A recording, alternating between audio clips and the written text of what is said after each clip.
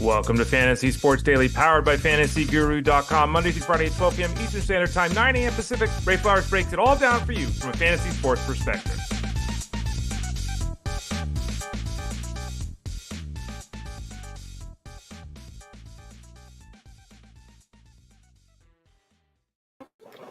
Hey there, everyone. Ray Flowers of FantasyGuru.com. Welcome to the show today. Hope you're doing well. Hope you're having a good time. Hope you're celebrating like these guys behind me, or at least something like that. Again, I'm Ray Flowers of FG.com. Don't forget to head over to FantasyGuru.com. We got everything available over there for you to have success in fantasy sports this season. Just basically go to the website, click on the subscribe now tab in the top right corner. That gets you access to the fantasy football product over at the website, and it's a really great product, folks. We keep debuting new items every day. The 20 podcasts just started last night, going live at FantasyGuru.com. There's 20 specific podcasts for the seasonal crew in fantasy football. There's PPR rankings, non-PPR rankings, dynasty rankings, rookie rankings, IDP rankings. There's a lot of rankings. Over at FantasyGuru.com, you get access to all the articles, the coaching breakdowns, the offensive line breakdowns, the rookie breakdowns, player movement in the offseason, styles of offense people are running. You get the IDP projections. You get a cheat sheet for IDP. You get IDP sleepers. The Flex, Super Flex QB, 2 QB chart you see there on the screen, 24/7 live stream access. You get access to 24/7, Discord access. You get access to live stream as well. That's every Tuesday. Auction books with auction values, all that kind of stuff, on and on and on. So check out the site. Click subscribe in the top right corner to pick up the football product at FantasyGuru.com.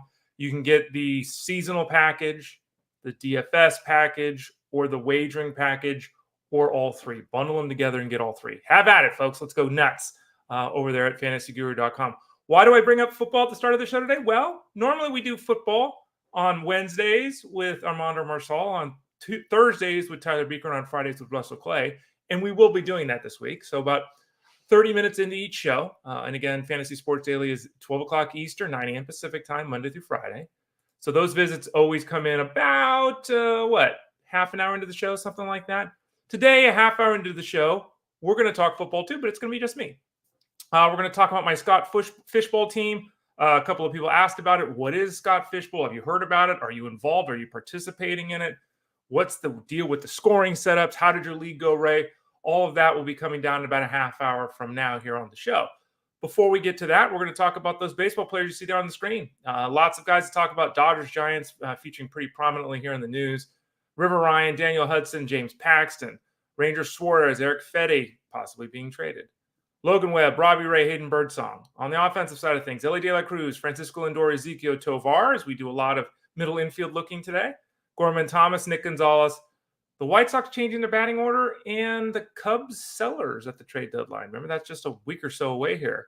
It sounds like the Cubs might be selling. On the injury front, updates with Mike Trout, Mookie Betts, Julio Rodriguez, some huge names players, as well as guys like J.P. Crawford, Luis Rengifo, Royce Lewis, and Bobby Miller. That's right. So let's dive right into it. Let's make my face a little bit bigger because I know you really want to see my face bigger. There it is on the screen. By the way, remember, for those of you wondering, why is my face? What are you talking about? You can always go to FantasyGuru.com, click the Elite Plus tab at the top, and that'll take you to the show. You can also type in Fantasy Sports Daily into your local podcast network, whether that's Pandora or Spotify or Apple Podcasts through iTunes, YouTube Music. Type in Fantasy Sports Daily and find the show. You can always watch us on Twitter X at Fantasy Guru site. You can watch us live, which I know many of you are doing right now on YouTube at youtube.com/@ElitePlusNetwork, right? Facebook.com/FantasyGuruHQ. Facebook.com/FantasyGuruHQ. If you're on Facebook or YouTube live, you can leave comments, which I will see, and I will address at the end of the show. So I see Angelo in the room saying, yo, what up, Angelo?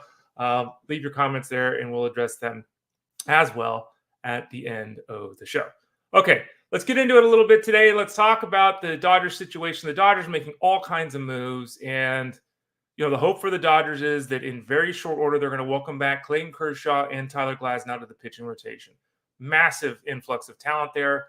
Hall of Fame talent and a Hall of Famer. That's a pretty big deal. We'll talk about Bobby Miller here coming up in a bit too. Who's is he hurt? He's down on the farm.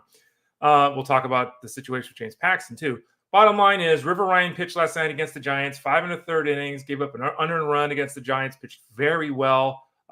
Needed barely 70 pitches to go through 5 1/3 innings. Dodgers were very cautious with him last night in terms of his workload and seeing the opponent. And he went out and did had a great night against the Giants. And after the game, they basically said, for now, he's going to make another turn in the rotation. So that's the way it seems for River Ryan. River Ryan, for those of you looking for short-term additions on the hill, River Ryan pitching for the Dodgers obviously is great. The way he pitched last night is very heartening. But you also have to keep in mind, as I noted, that we're on the cusp of welcoming back Glasnow and Kershaw. At some point, potentially soon, Bobby Miller comes back. Walker Buehler, if he can ever get fixed, there's another guy. Like Yamamoto will come back later in the year. River Ryan is a very short-term pickup. Ride the wave while you can, but you don't be depending upon him to make additional starts beyond the next one, because we just don't know if the next start will technically be his last for a while with the Dodgers. Going to the ninth inning with the Dodgers, we talked about this on the show yesterday. Is there a changing of the guard in the ninth inning? I said, look, I still think Evan Phillips is the guy to have. I said if Daniel Hudson's on the waiver wire, add him. Last night, Daniel Hudson pitched well, got a save. Now, Dave Roberts was talked to, and he said, look, he didn't say I'm making a change. He also didn't say Evan Phillips is our closer, right? So it's a scenario we talked about yesterday. Phillips has been struggling here the last couple of weeks. Can't have a guy struggling in the ninth inning. Hudson's going to get some looks. Now, let's not forget that, the last 2 days that Evan Phillips had pitched both days and thrown 36 pitches. So it's very reasonable to see that he wasn't used last night, going 3 times out right back from the All-Star break. Okay. So this is still a mix and match scenario. Both Hudson and Phillips should be owned. I'm still slightly in the Phillips camp as the guy you really want the rest of the way. But again, Hudson, as you reiterating what we said yesterday, Hudson is a must-add if he's on the waiver wire in your league and you're looking for help out of the bullpen. Now, this one was really interesting until you start kind of thinking about things. James Paxton hasn't been very good this year, but he has stayed healthy, which is, something. And he's given the Dodgers innings, which is something. He was designated for assignment. And so basically what this means is the Dodgers have a week to trade him. And that really coincides basically with the trade deadline. So what the Dodgers have basically done is they've designated for an assignment. Everyone, writing's on the wall here. We got Buehler, Glasnow, Kershaw, Yamamoto, River Ryan. We got all these guys. We just don't need James Paxton, who has pitched effective-ish. He hasn't pitched very well. Someone will make a trade. I'd be shocked if someone doesn't make a trade for James Paxton. Now, it's not going to be anything significant for the Dodgers. Obviously, they would have held more leverage if they kept him on the roster versus designating him. But, they're understanding they got out of him what they wanted, what they needed. He's due about, I think, high ones, like 1.8, 1.9 million, something like that, the rest of the way. So a team that picks him up is not on the hook for a lot of money. He could pass through that and become just a free agent. That's a possibility too. But the Dodgers will obviously be very diligent in trying to work out a trade for Paxton. Paxton's value in the fantasy space. It's more about, does he block somebody else than does he have his significant single value at this point in time. Ranger Suarez, who, we've discussed here on the show a lot, and we did just talk about him going into the break, how he's really struggling. He had a 1.8 ERA his first 16 starts. His ERA is approaching 7.8 his last 4 starts, so he's looked totally different. The velocity was down. The movement on his pitches was down.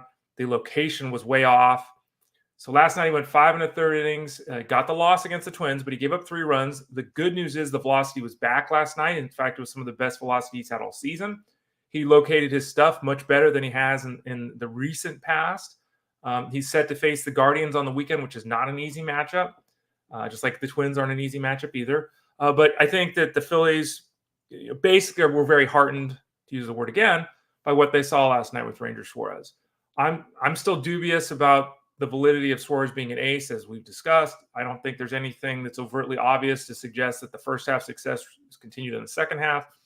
It was great to see the velocity return and for him to say, look, I feel physically okay, because we heard, well, he also wasn't around in the All-Star break because of his back. He had some back spasms. Innings starting to get up for him. I think that, his numbers overall, as we discussed, fantastical. He's been a massive payoff for anyone that added him.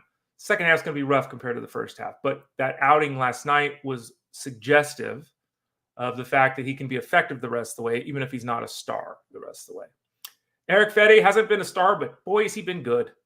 6 1/3 innings last night, got a no decision against the Rangers, but only gave up 2 runs for the White Sox. He's won 3 of 5 starts now, which is pretty good for that White Sox team.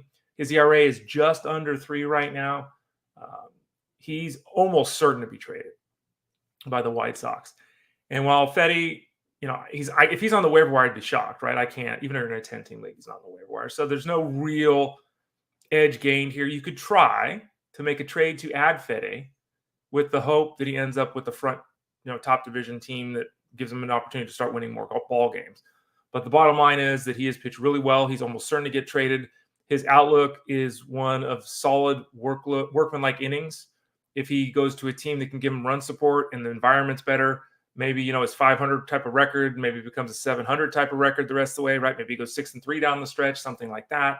So I think we're, if anything, we're a little bullish on Fedde moving forward. But another strong effort last night, and he has really, and we'll all hear this story next year when the next returning player from overseas comes. Oh, look, is it the Fedde effect or whatever? Because he went across seas and figured some things out, came back and was a different pitcher than he was previously.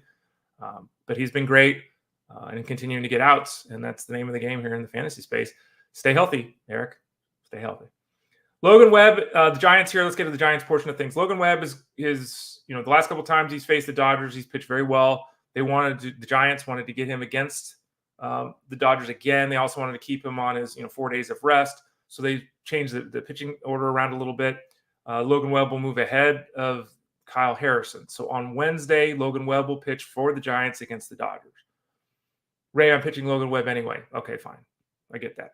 Good news, though, is Harrison now gets to face the Rockies in San Francisco. That's a much better matchup for him. He just had success against the Rockies too, right?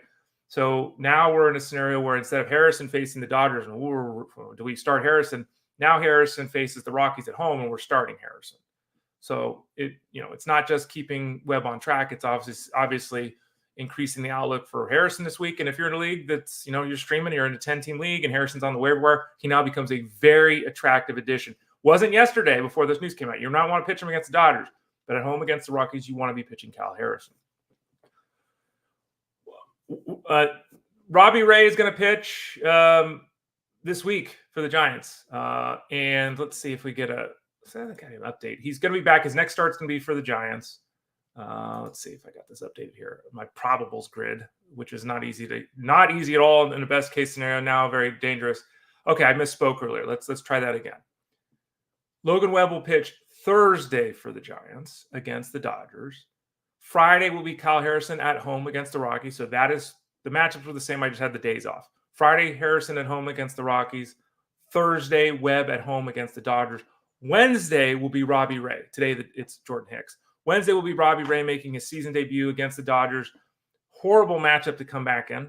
Horrible matchup. But Robbie Ray has pitched extremely well down on the farm. 29 innings, 45 strikeouts, and 6 walks. He has looked great. The team has been very patient with him. They've been very patient with the recovery process. He has pitched exceedingly effectively down on the farm, and here we go. And Robbie Ray has been somebody that we've had a lot of discussions about in the Discord over at fantasyguru.com. People trying to figure out, how do we figure out what the expectations to be with Robbie Ray? Robbie Ray has been a Cy Young winner. Robbie Ray has been a league average pitcher. Robbie Ray has been a guy that's dominated. He's been a guy that's struggled to get outs. Hard to take too much away from the minor league stuff because, again, this is a Cy Young winner pitching against 22-year-olds in the minor leagues. It's like, well, he should have success if his pitch mix is, if he's able to control his pitch mix at all. The 6 walks in the 29 innings is the most intriguing thing to me. Now, again, guys expand the strike zone in the minors. They're not used to seeing this level of stuff in the minors. You can't just take that away and say, oh, he's throwing darts right now because A, he doesn't normally throw darts, and B, for the reasons I just pointed out.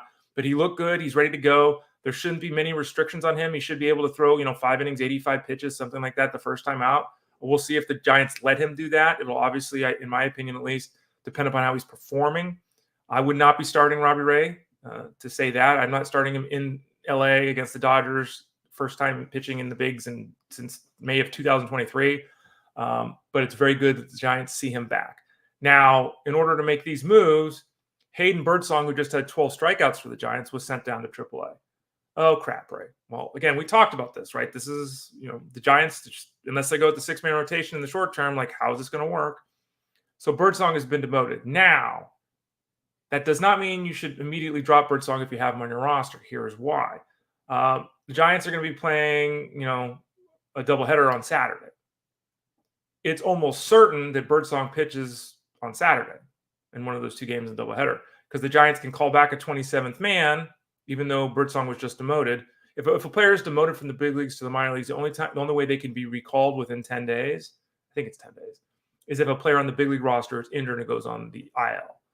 Giants don't plan on doing that, but Birdsong can be recalled within that 10-day time frame because they're going to be playing a doubleheader, and the rules stipulate you can add a 27th player for a doubleheader. So Birdsong likely to be called back. I don't even know if he's going to head out. He'll probably stay with the team, but likely to be called back to pitch on the weekend. So it looks like you're going to get one more turn out of Birdsong, and then we'll have to reassess and decide whether or not he's going to be part of some plan the Giants have with the rotation moving forward or not. Flipping things over to the offensive side of things, Elly Cruz, one of the Cruz brothers, 2 for 4 last night. And Elly continues his terrific play, terrific performance this season. He is up to 49 steals. And I will remind you that we here at fantasyguru.com were very bullish on Elly Cruz. Most people were, but there were people, and there were a lot of them, who said that if things go wrong for Elly Cruz, he could legitimately end up in the minors. I'll get that. Now, again, if he had a 40% strikeout rate and hit 180 for 2 months, okay. But never thought that was possible. We were very bullish. Again, we put him on the cover of our draft guide at fantasyguru.com. He's got 49 steals. He's played 2 more games than he did last season. Okay, his home runs have gone from 13 to 17. His steals have gone from 35 to 49. Huge. So he's gained 3 home runs and 14 steals in 2 extra games. Interestingly enough, his run scored total is exactly the same as last season at 67. His RBI total is exactly the same as last season at 44. That's pretty hard to do. In fact, it's very hard to do. But we see the big gains here. The walk rate is way up. He's gained 50 points in on-base percentage. He's gained 70 points in slugging percentage. His OPS is up 125 points. Like, he has shown improvement here. His WOBA has gone from 305 below league average up to 361. There have been strides. The 31% strikeout rate is still not good. Okay, and that's still going to cap him about where he is right now with the 258 batting average. But, barring catastrophe, he goes 20-50 this year. And with a little bit of fortune, he can go 30-60. It could happen. He could go 30-70 if he had a banging end of the finisher. This is this is Eric Davis kind of stuff. And it's what we talked about in the preseason. Elly Cruz has been fantastic. Keep going, Elly. Keep going. Francisco Lindor is a very interesting. He's a very interesting player because he's had a lot of ups and downs in the recent past. When he was with the Indians, Guardians, he was very consistent. With the Mets, there's been a lot more week-to-week and month-to-month volatility than in the past. But the numbers are still terrific. And remember when Francisco Lindor stunk this year? And come on, we all remember that, right? He was not good to start the year, and people were nervous. People were talking about trades and all this kind of stuff. He had a pair of home runs last night, stole a base last night. Over the last couple of weeks, he's batting .314 over his last 120 at-bats. .314 with 8 home runs and 9 steals. That's over a 30-game period of time. So if you look up Francisco Lindor, who was not good to start the year, who was not effective to start the year, he's now up to 19 home runs and 20 steals. He is 1 home run away from 2020. Remember, he went 30-30 last year. He can go 30-30 again this year. Batting average is exactly the same as last year now. His on-base percentage is 1 point off last year. His slugging percentage is 6 points off last year. He's the exact same guy right now he was last year. And it does look like he's got a legitimate chance to go 30-30 again. Now, this is, for those people that don't remember, and I do, because I loved him as an offensive player, and I loved his bat, but I never thought there'd be the power. And I was in the great overwhelming majority of people that thought he was going to be a 15 to 20 home run guy. Right? Everyone thought 15 to 20 home runs, maybe he goes 20-20 at the top end. This is doable kind of stuff. Well, in his third year in the bigs, he had 33 home runs, and it was 38, then it was 32, and it's like, well, we have to reassess now because clearly we were all wrong about the 20 home runs. It's now 30 home runs, kind of the baseline. He stole 15 bases, 19 bases, 25, 22. He's stealing 20 bases every year. That's right where we expected.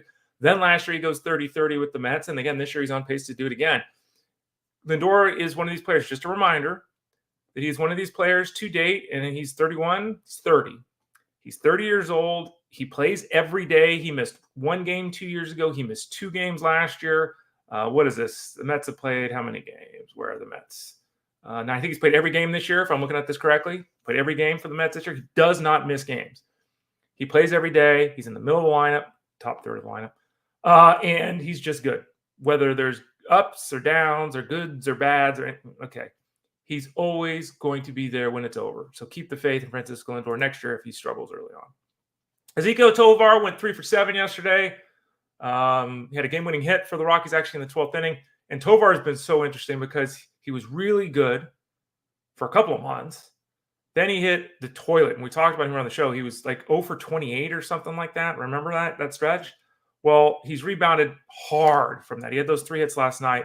That's 6 straight games in 7 of 8 games where he's had at least 2 hits. Okay. So 7 of 8 games, he's had at least 2 hits. And, Tovar has he taken any steps from last season? Batting average is up, but strikeout rate's up a little bit. Walk rate's down a little bit. 0.11 walk to strikeout ratio is horrible. Okay, that's horrible. His batting average and on-base percentage and slugging percentage are all up. But even with the 280 batting average, his on-base percentage is 307. That's not even the league average. Okay? It's not good. He has 4 steals. 280, 16, 47, 50. I'm starting to think of the fact that Ezequiel Tovar is the offensive player that Brandon Rogers was supposed to be but never got to be. Right? And what I mean by that is, look, Tovar's going to hit 275 and go 20, 80, 80. Right? And that's fine. There's nothing wrong with that. And if he steals 11 bases like last year, it's great. If it's like 6 or 7, which it looks like it might be this year, he's always going to have Colorado in his back pocket. But his approach is still one where if he were to ever introduce some patience, we could start to get a little more interested. But there's just not a lot to get excited about here. Even the batting average of 280, he's not a 280 batting average guy. Again, 7 games out of 8 with 2 hits, boost your average. Let's hope he hits 270, 20, 80, 80, like I said. I think that's a fair place to have expectations set for him this season and moving forward unless he starts to make some adjustments at the plate. All right, who's up next? Nolan Gorman hit a home run. That's 19 home runs for him. Nolan Gorman, just a check in on Nolan Gorman. Gorman, who, the Cardinals play most days. He played 92 games at second base. Had 27 home runs, 76 RBIs last year. He's at 19 home runs and 50 RBIs this year, which seems very similar. However, he had 464 plate appearances last year. He's at 356 right now. So his home run pace is slowed. His RBI pace is slowed in terms of a per at-bat basis. He's lost 30 points in batting average. He's lost 50 points in on-base percentage. And the strikeout rate is 38%, which is woof. Disappointing season this year for Gorman. There's still time for him to potentially have a huge run here and maybe wipe that stain away. But the drop in the walk rate, the huge increase in the strikeout rate is 38%. Just not, this is really starting to look a lot like Joey Gallo, which at least he plays second base, but Joey Gallo could also take a walk at a higher rate, and it's just not happening. For 278 on base percentage for Gorman, that's not good. Nick Gonzalez, another guy that's going in the wrong direction. Nick Gonzalez was a hot topic that we discussed here on the show and over at fantasyguru.com, and everyone added him, and he had this great start. His last 30 games hitting 217 with no home runs. And I will just remind everybody this is a tough game. And I am not always right when projecting young players. No one is. And I usually tend to be conservative with young players. Sometimes I end up missing. Mitchell Parker, sometimes I end up missing.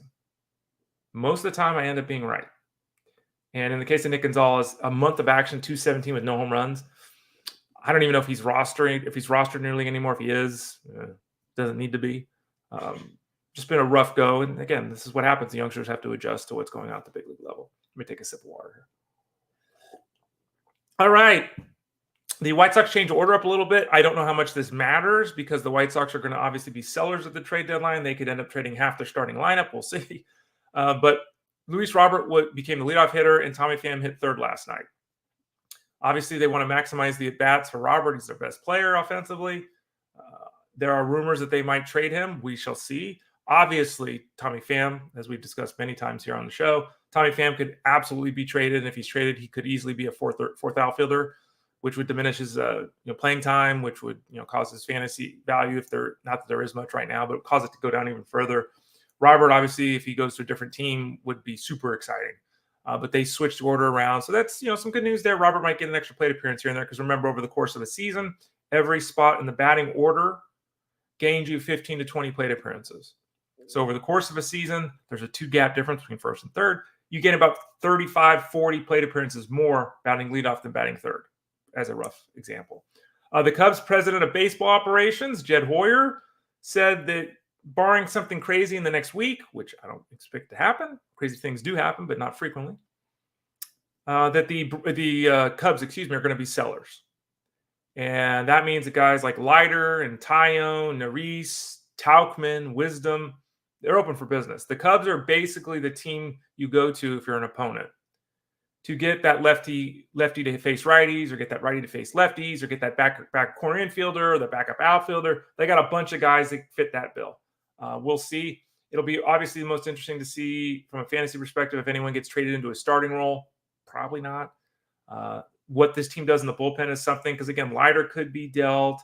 Neris could be dealt. There's no reason that the Cubs are tied to these guys. Neris, I think, has got 8 or 9 straight scoreless outings after that really rough time that we talked about him on the show. We're like, he's really locked things in, so he's pitching very well right now. So I'm sure he could bring back something significant potentially in a trade. So the Cubs kind of open for business there.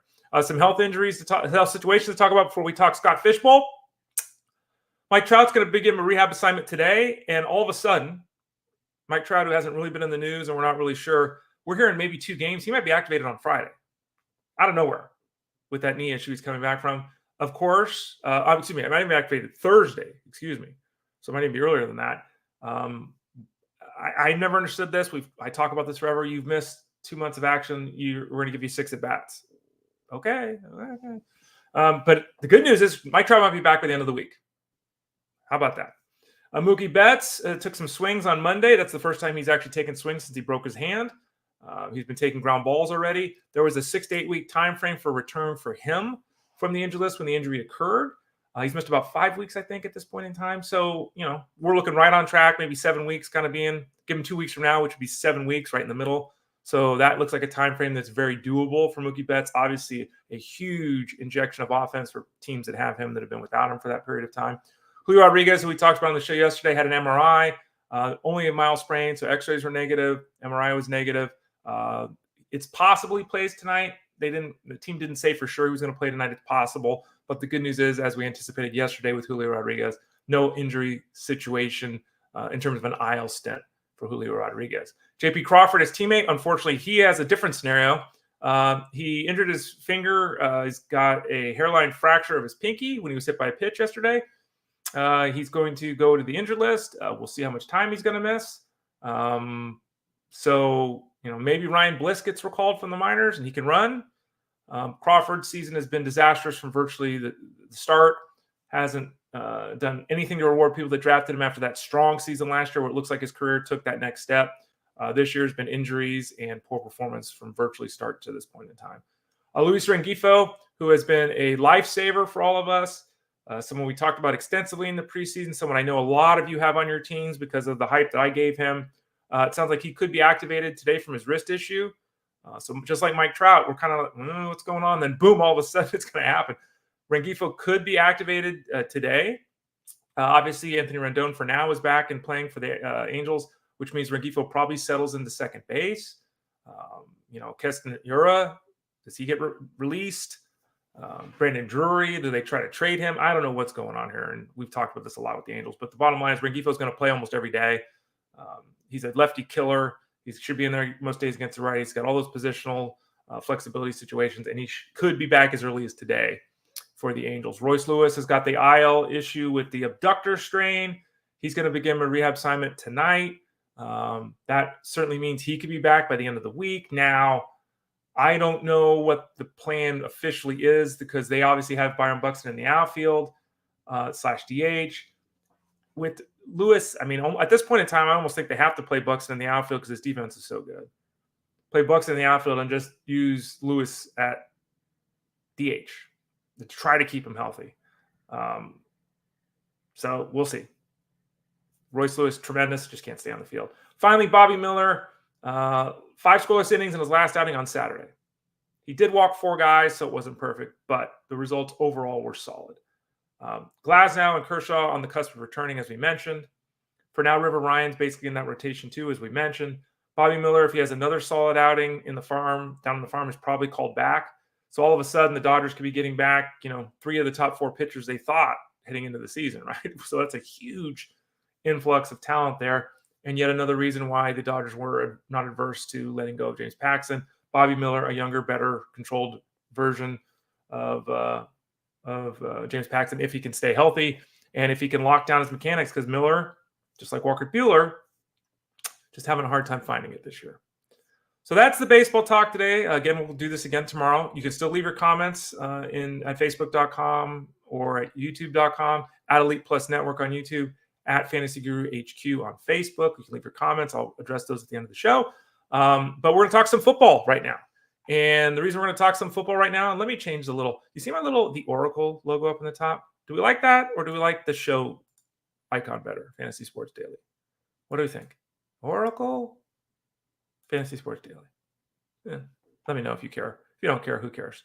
Let's talk a little bit about Scott Fish Bowl. And for those of you that don't know, Scott Fish Bowl is this is now the 14th year. It's a tournament that includes everyone. It includes experts, quote unquote. It includes fans, players, all that kind of stuff. It's a huge fantasy football tournament. And really, it's all about, and before we even get into my team or whatever, and we'll talk about it here. And by the way, for those of you watching this live or even on delayed form, if you look in the description below, you'll be able to find a link to the board for my team, because it's like some huge long thing. I can't read it here on the show, so it'll be linked to below my actual team. So if you want to watch along or follow along or just check it out at any point, but the bottom line is Scott Fish Bowl is this really cool tournament that everyone gets involved in all across the industry. It's a huge thing. But at the heart of it, it's a cause. And I just went to the website, and I'm just going to read what it says on the page here. Scott Fish has put together the fantasycares.com, fantasycares.org website. And basically here's the mission of Fantasy Cares is to inspire people to bring a charitable element to their fantasy leagues and to help raise money each year through the fantasy sports community. The majority of the money raised is to be used for toys for kids at Christmas, with those toys being donated to Toys for Tots.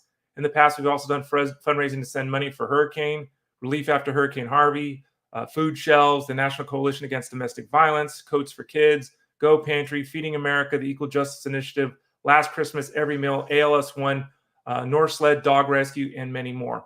So if you are involved in Scott Fish Bowl, please give what you can, $5, $10, $20, whatever it is, give something. It's not for the Scott Fish. It's for, again, as you heard, the majority of it's for gifts around the holiday season for kids. So it's a great organization. You can get I'm pretty sure you do get, 501c3 charity. So you get a little write-off tab for your taxes if you're going to do that and all that. But give to Fantasy Cares. That's really what this is all about. So on the screen there, you see, and again, remember the link to my actual draft is in the description below. You'll see the start here. And let's start out by saying that Scott Fish Bowl is unlike any other tournament because the rules change every year, right? Every year they make adjustments to make it more challenging, to try to make things more equitable, like they're constantly moving things around. And as you can see there on the screen, let me move this real quickly. As you can see there on the screen, a huge difference right off the top is it's not a point for every 25 or 20 passing yards. It's a point for every 50 passing yards. And it's 6 points for touchdowns. So you get more points for passing touchdowns in most leagues, but you only get half as many points for passing yards. So obviously this format benefits running quarterbacks. My least favorite format, but it benefits running quarterbacks because the pocket passers, you throw for 50 yards, you get 1 point. In most leagues that you're all in, you throw 50 yards, you get at least 2 points. So it does knock down pocket passes a little bit. Rushing, it's a standard for yardage, standard for touchdowns, half a point for a first down on the ground, and 0.25 points per rushing attempt. So obviously you can get a couple extra points a week from first downs. If you have 4 carries, you get a point. If you have 8 carries, you get 2 points. If you have 12 carries, you get 3 points. So a guy that's getting 12 carries a week is getting 3 extra points. And if a couple of those carries are first downs, now we just got 4 extra points, right? The receiving, same thing, 1 point for 10 yards, 6 points for touchdowns, also half a point for a first down. So, those guys that are catching the deep balls are cool, but the chain movers are also very important because first downs get you half a point. And you can see there receptions are staggered. Running backs get half a point for a catch. Wide receivers get a full point for a catch. Tight ends get 1.5 points for a catch. So this is what we call a tight end premium league, and a substantially tight end premium league. Also notice that next point there, and you'll see this reflected in what happens with the teams. You also get a bonus point of a full point for a tight end first down. So, a 1-yard catch for 10 yards is 2 points for the average player. A 1-yard catch for 10 yards for a tight end is more than that. You get 1.5 points for the catch. You get 1 point for the yardage, so that's 2.5 points. And you get a full point for a first down. So your wide receiver catches 1 pass for 10 yards, you get 1.5 points. This way you get over 3. It's a huge difference. You get 3.5, right? So tight ends are not just premium, they're double premium.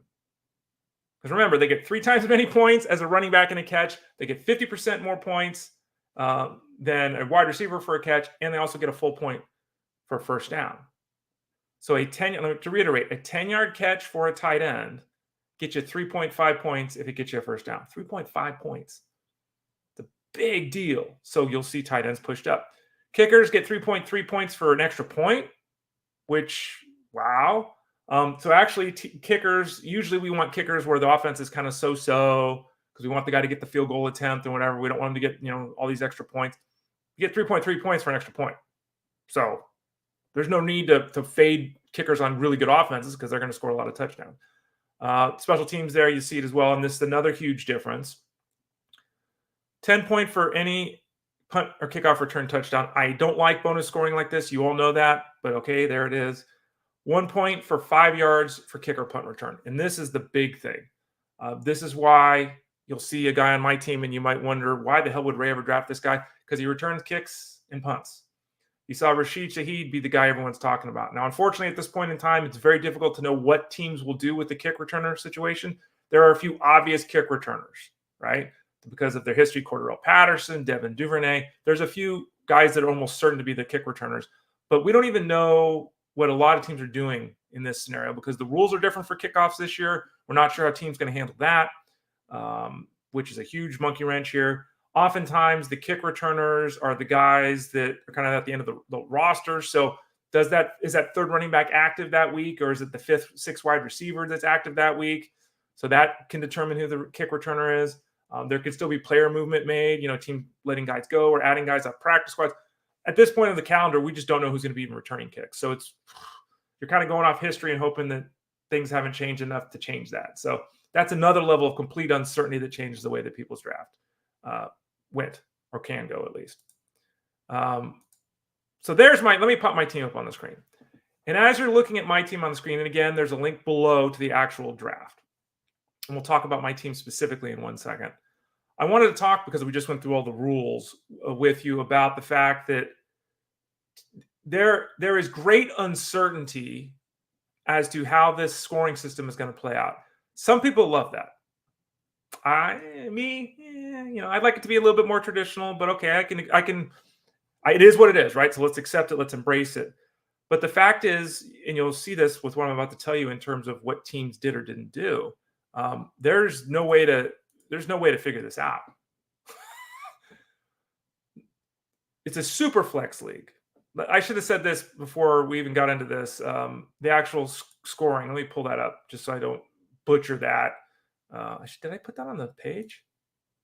I didn't put that on the page. That was really bad of me. So hold on a second here. Let me pull this up here. Let me get Scott Fishbowl rules, make sure I say it right, because we've got a situation where the setup for the actual active lineup each week is totally different than normal. Okay. And that's going to cause some issues, right? So for my starting lineup, where is it, Ray? Learn how to operate. It would help if I learned how to operate this, right? Okay. So we have quarterback. It's a super flex league, right? So, okay, everyone's going to start 2 quarterbacks, but quarterback, you can start 1 to 8 running backs, 1 to 8 wide receivers, 1 to 8 tight ends, 0 to 7 place kickers. Well, Ray, what are you talking about here? That's 112 players. Yeah, it's 112 players.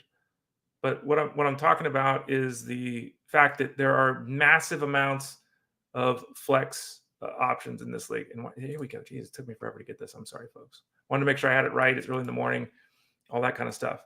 So we've got a quarterback who has to start, a running back, 1, a wide receiver, 1, a tight end, 1, and a super flex. Okay. Then we have flex, flex, flex, flex, flex, flex. So we have 6 flex spots and a super flex spot. So technically 7. We have to start 1 quarterback. We have to start 1 running back. We have to start 1 wide receiver and 1 tight end. That's it. The rest is basically wide open.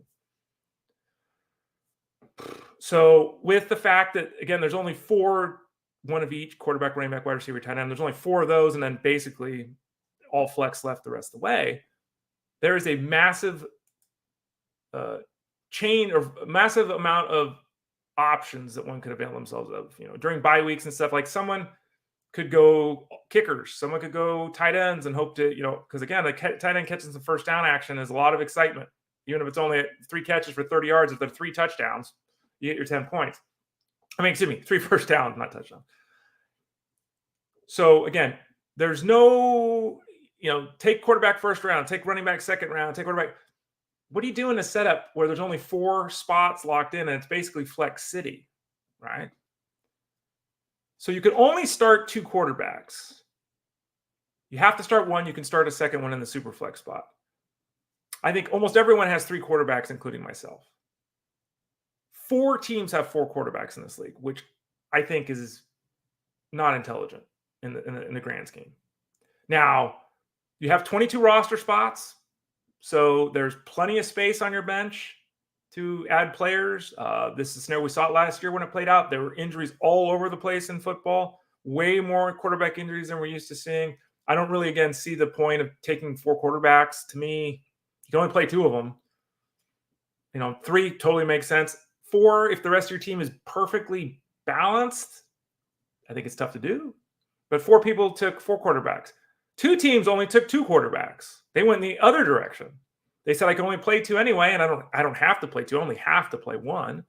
So 2 teams went with 2 quarterbacks, which means half of the 12 teams in this draft either have 2 quarterbacks or 4. The other half have 3, including me. Team number 3, and you can again find the link below. And by the way, I should say this. It's Scott Fishbowl 14. It's the Boba Fett division, Star Wars, Boba Fett. Team number 3 did not take a tight end at all, despite those tight end premium rules, until round 16. The thought process, obviously, there for Team 3 must be that, hey, all these guys are the same and 45 catches for 18 first downs. And I'm okay. Remember, only 1 tight end has to start. Team 5 took 3 tight ends in their first 5 picks.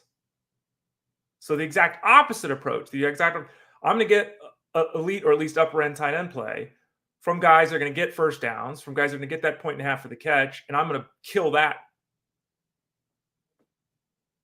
Team number 1 has 4 tight ends. You could start 4 tight ends. You could. I don't know if that's a wise thing to do, but you could. And remember, 1.5 points for a catch and 1 point for first down. There is a massive boost, artificially, to the tight end position. Speaking of the quarterbacks, by the way, Team 7 didn't even take a quarterback until round 9. So we have 4 teams who have 4 quarterbacks, and then team number 7 didn't take one until round 9. Totally different ways to build teams, which I think a lot of people find exciting, and it'll be interesting to see how this plays out. Because all of us, again, are trying to figure out a scoring system that we're not used to. We're trying to prognosticate playing time, which, I've never done a league with 7 flex spots. Have you? Right? So everyone's building teams differently. Team number 3 only took 1 wide receiver in the first 7 rounds, which is obviously the exact complete opposite of how a redraft league is handled in most situations, right, in a traditional setup. Team number 12 didn't take a running back until the 8th round, so they went in the other direction. Team number 4, and remember, you can start up to 7 place kickers in theory. Team number 4 has 3 kickers. Team number 11 has 4 kickers. Now, we're all trying to, again, figure this out. To me, kickers have the floor. And I have a kicker. As you can see there, I took Young-Hoo Koo in round 21. The kickers are the floor guys. The kickers are the guys that hopefully are going to get you your 12 points a week, right? Because in this scoring setup with 3.3 points for PATs, so they're more of the floor guys. The ceiling, I don't think the ceiling is really there. That's kind of my read of it. Can you win if you're starting 4 kickers and they're all getting 13 points a week? It's not a bad place to be. It's kind of boring. The chance of getting the 22 points, I think, is pretty low. But getting 12 points? So again, a different way to build this. And that to me is probably the most fascinating part of all of this. The fact that there are so many different attempts.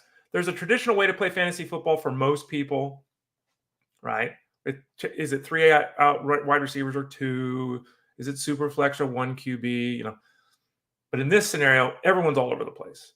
And as you can see there with the way I built my team, I drafted a team in a way that I would never draft in a traditional setup. I took Josh Allen with the number 2 pick. I had the number 2 pick out of the 12 teams. Took Josh Allen there. Remember, going back to the rules, the running quarterbacks are huge benefit here versus the pocket passer. I then took Jonathan Taylor in round 2, thinking that I'm going to get that one running back. We got to start one. I'm going to get a banger. I think it's a top 5 running back. There's 3rd round reversal in this league, which I don't like at all. Jeff Mans has been very vociferous about why that is not an ideal scenario for him. And I would agree with that assessment. But 3rd round reversal there. So when it came back to my opportunity to pick, I went Mark Andrews in the 3rd round. Again, tight end premium, first down premium. Later in the draft, if you see down there in round 18, I actually was able to grab Isaiah Likely. So I, in essence, handcuffed my tight end, which I don't think is an ideal scenario. But in this setup, if he's catching, if Isaiah Likely's catching 3 passes for 30 yards, let's just do it. 3 passes for 30 yards and getting 2 first downs. The 3 passes get you 4.5 points. 30 yards get you 3 points. The first downs get you 2 points. That's 9.5 points. 3 catches for 30 yards and 2 first downs. It's 9.5 points. That's okay. That's like a kicker zone, right? It's like, yeah. So there's that. So I also took Hayden Hurst, a.k.a. Tyler Beaker, who'll be on us on Thursdays. Took him in the 16th round. So I don't know if that's a great group or a great set for people. But again, I feel like I've got the tight end in an offense that throws to the tight end a ton, a potential breakout player in Isaiah Likely, a potential star in Mark Andrews, and a guy in Hayden Hurst who could lead the Chargers in catches this year, or at least be in the top 3. I think that's very possible for him. At the quarterback position, I mentioned I took Josh Allen. I then took Matthew Stafford in the 6th round. I don't regret taking Matthew Stafford in the 6th round because that was just the nature of how the draft was going. Let me pull this up here. Matthew Stafford was quarterback 19, which I think is right about where he is. Could I have waited around and taken Aaron Rodgers? But I wanted to get that second quarterback I felt confident in. It's a little earlier than I wanted to take the second quarterback. It's also less than exciting move because of the fact that the passing yards are so decreased in terms of value here. My 3rd quarterback is a dart throw, but remember the scoring setup here, favoring the running versus the passing. I grabbed Justin Fields in the 13th round. I have no idea if Justin Fields is going to throw more than 10 passes this year. I don't know if he's going to make a start this year, but I do know this. If Russell Wilson struggles and is benched, or Russell Wilson gets hurt and Justin Fields is playing every week as a super flex option in a traditional quarterback setup, he's a superstar. In this one, with the diminishing value for passing, increasing the importance of the rushing piece, I don't know if Justin Fields is a league winner is the right term, but I'm all in. Quarterback 32. Like, I had no intention of drafting Justin Fields, but we're sitting there in the 13th round. He's sitting there, and I'm like, I'm doing it. So I grabbed Justin Fields. Rounding out the running back group, David Montgomery, Jerome Ford, Kendry Miller, Kamani Vidal, Tyrone Tracy, Isaac Guerrero, and Justice Hill. Now, remember, Guerrero and Tracy could return kicks. So even if they're not big offensively, they could return kicks, and there's huge bonus points for doing that in this setup. Justice Hill, could be the number 2 running back to start the year for the Ravens because, what's his face? He's got coming back from the leg issue, Mitchell. And he could, returning kicks. You'll see there in round 20, Paxton Berrios, who's one of the more effective punt kick returners in football. I assume he'll fill that role again. Looking at some projection models, I took him at pick 230 or whatever the hell it was. There's some projection models that had him, like a pick player 150. So very interesting way to do this as we're saying. The wide receiver spot, London, McCaffrey, McLaurin, terrific top three. I love that group. I think that's a fantastic top three. Rashee Rice is my fourth. We'll see on the suspension, but I love that. Jackson Smith and Jigma is my fifth. Love that.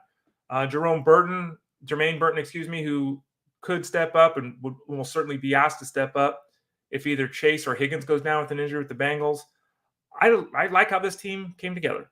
I'll throw it up here on the screen just because, so everyone can see that's what it looks like. But as I noted, click on the link below. You'll see the actual link to this page so you can look at everybody's teams. I had the second pick out of the 12 teams.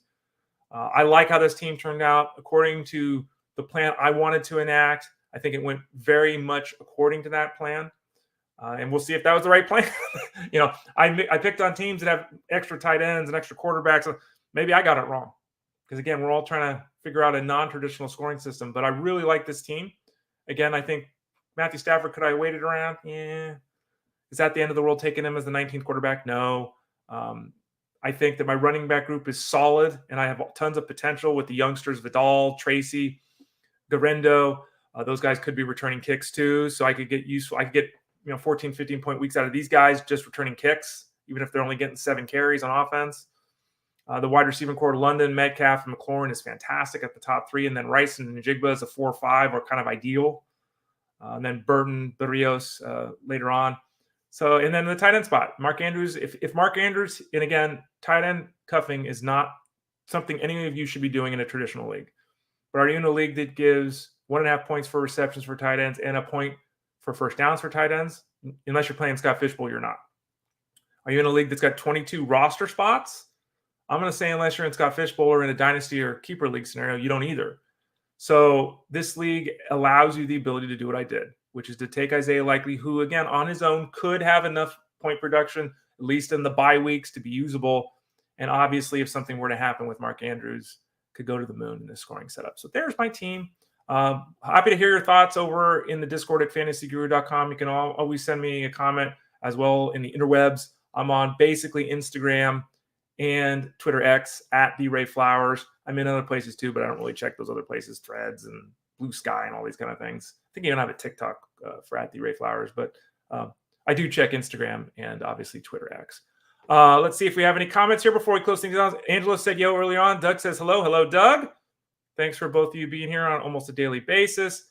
Tony C said, hey, Ray, my Jedi friend, great job on the cash game breakdown yesterday. You're welcome. We had a pretty good day. Bryce Miller didn't get the victory, but he pitched great, and then the bullpen blew it for him.